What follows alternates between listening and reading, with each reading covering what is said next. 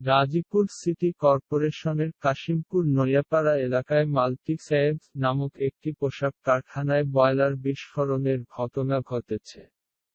এই বিস্ফোরণে ব্যাপক ক্ষয়ক্ষতির ও ৫টি লাশ উদ্ধারের কথা জানিয়েছেন গাজীপুর ফায়ার সার্ভিসের উপসরকারি পরিচালক মোহাম্মদ আখতারুজ্জামান।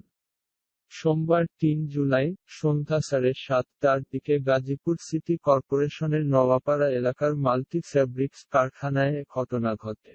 কারখানার লোকজন ও এলাকাবাসীর সহায়তায় আহতদের উদ্ধার করে স্থানীয় বিভিন্ন ক্লিনিক ও হাসপাতালে পাঠানো হয়েছে। চারতলা ভবনটির দোতলার কিছু অংশ খসে পড়েছে বলে জানান তিনি। কারখানার কোনো কর্মকর্তার সঙ্গে কথা বলা সম্ভব হয়নি।